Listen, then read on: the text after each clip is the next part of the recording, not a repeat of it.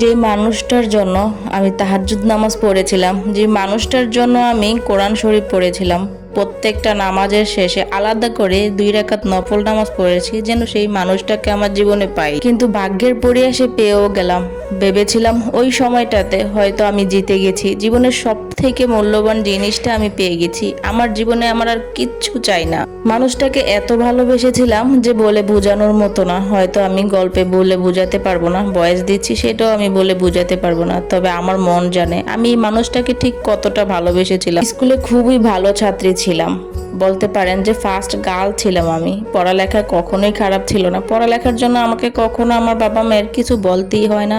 আমি তাদের প্রিয় সন্তান ছিলাম। কখনো নিজের ভালো রেজাল্টের জন্য আমার মনে হয় না ওইভাবে আমি আলাদা করে কোরআন শরীফ খতম করেছি।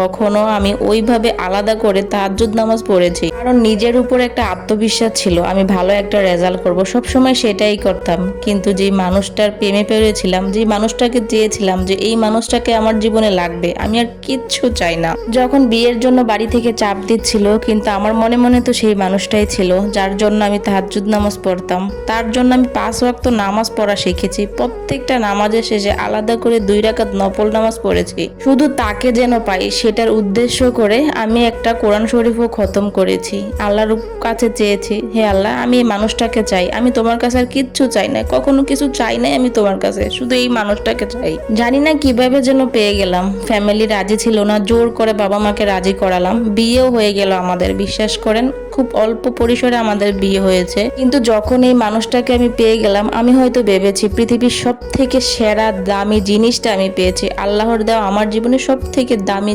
গিফট এটা। এত এত ভালো রেজাল্ট করেছি, তারপরে আমি কখনো এতটা খুশি হইনি। এই মানুষটা আমার জীবনে আসার পরে আমি তো ঠিক কতটা খুশি হয়েছি আসলে আমি বলে বোঝাতে পারবো। কিন্তু ওই যে ভাগ্য বলতে একটা কথা আছে, দিন যায় আস্তে আস্তে আমার দুঃখে পাল্লা ভারী হতে থাকে। এতটা দুঃখ পেতে থাকি, এতটা আঘাত পেতে থাকি, তার কাছে আমি এতটা খারাপ হতে থাকি যে নিজেকে কোনোভাবে আর এক্সপোজ করতে পারলাম না যে আমি এই মানুষটাকে ঠিক কতটা ভালোবাসি। হয় না, মেয়েরা কত দিকে মন থাকে, সংসার না করলে এদিক সেদিক যায়। আমার না সেটা নাই। আমার একটা সন্তান আছে, সুন্দর একটা সংসার আছে। আমি তাকে নিয়ে খুব ভালোভাবে সংসার করতে চেয়েছি, কিন্তু কখনো পারি নাই। তার বিশ্বাস আমি কোনো দিন অর্জন করতে পারি নাই। মেয়েদের হাজারটা দোষ থাকে, এটা সেটা। সব সময় তার পছন্দ মতো হতে চেষ্টা করেছি। সে কি পছন্দ করে, সে কি খেতে ভালোবাসে, কিভাবে চলতে পছন্দ করে, সবকিছু আমি করার চেষ্টা করি, কিন্তু তারপরও আমি তার মনের মতো হতে পারি নাই। একটা সন্তান আছে আমাদের, কিন্তু তারপরও আমি তাকে সুখ দিতে পারি নাই। আজকে এই সংসারটা আমার কাছে অনেক অনেক বোঝা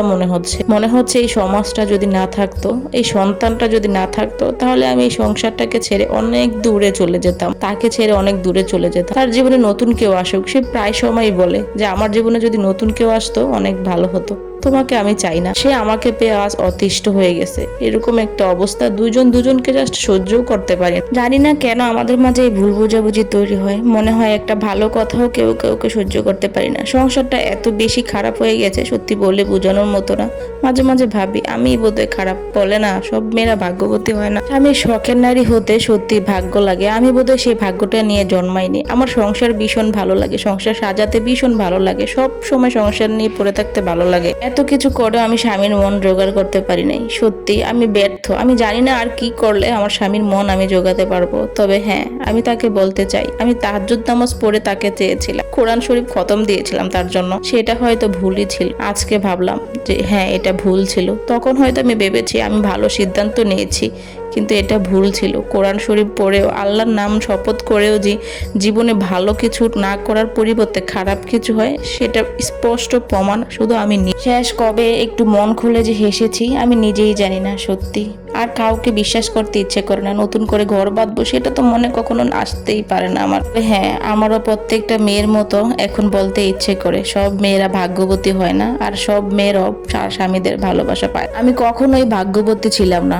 সত্যি আমি আমার বিশ্বাসের কাছে আজ হেরে গেলাম।